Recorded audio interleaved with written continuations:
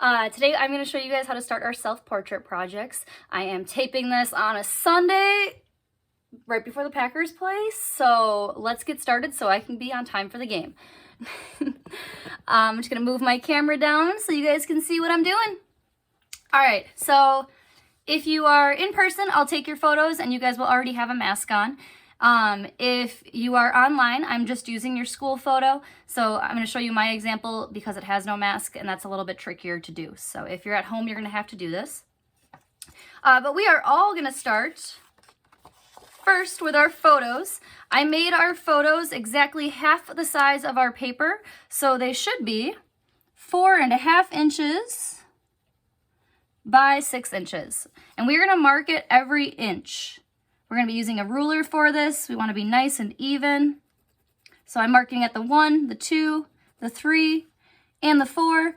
You will have an extra ½ inch on one side. So we're going to talk about that in just a little bit.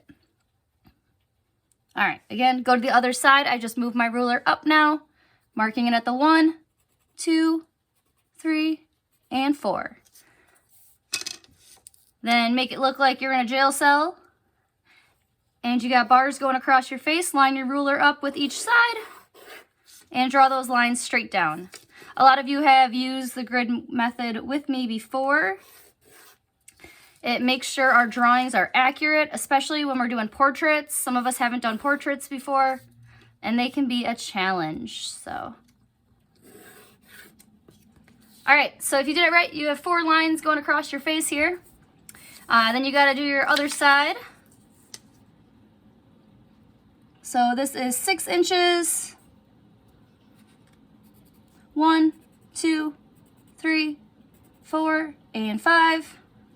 Slide my ruler across. Same thing. 1, 2, 3, 4, and 5. And connect those lines again. Oops. There we go.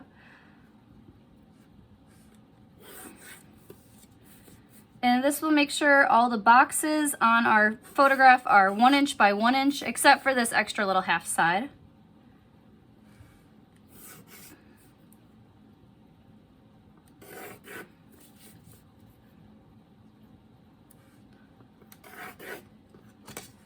And that is our photo. So the photo's all planned out then. Then we're going to move over to our project paper. We are using just watercolor paper for these projects. We're going to be applying glue and Sharpie and all that other good stuff, so I got us some nice thicker paper. Your paper is exactly double your photo, so double 4.5 by 6 means it's 12 by 9. When you are working on your paper and drawing your grid, we're going to go every 2 inches. But also before I start, I just want to remind you, go super duper light because you're going to want to erase these lines later on. So I'm going to mark it at the 2, the 4, the 6, the 8, and the 10 here. Slide my ruler down and do the same.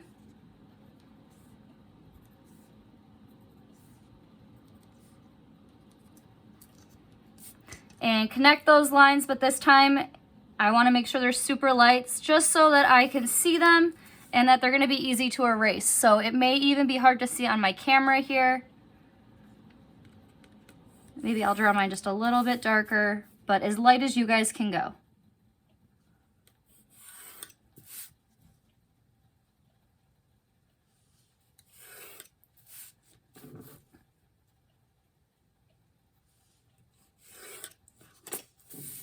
Perfect. And last side. Now with this side, it's 9 inches, and we're still going to mark every 2. So 2, 4, 6, and 8.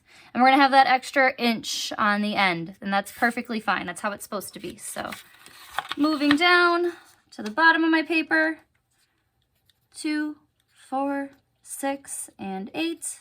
I'm just going to turn my paper so that it all fits on my table here. And connect these lines again, super light.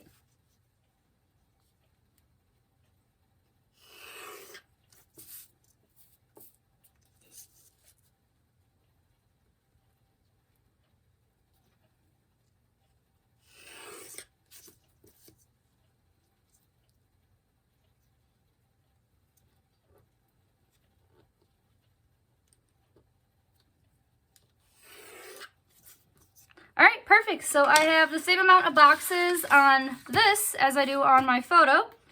When you start drawing, make sure that the side, that smaller side, is facing the same side. So for me, I have it on the right side of my paper, and I have it on the right side of my photograph. I could not start drawing like this. This would be wrong. Have it on the opposite side. Make sure they're both on the same side when you're drawing. And for using the grid method, you're just drawing box by box what you see in each box. And for the backgrounds, you guys can be as creative as you want. So we're going to be taking our photos in the classroom. You don't have to draw a whiteboard in the background if there's a whiteboard, whatever. If someone else is in your photo, you don't have to draw them. Just focusing on your portrait. So I noticed in the first box, I'm not going to draw anything. Second box is where my hair starts. And it goes... that would be about halfway, so it's a little bit less than halfway, probably about 1/4 of the way.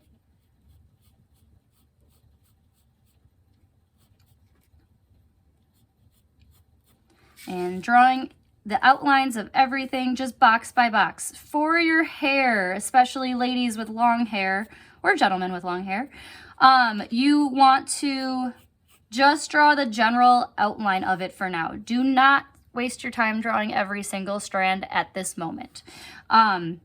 So just continue drawing the outlines of everything, outlines of your eyebrows. You do not have to draw every single hair, outlines of your eyes.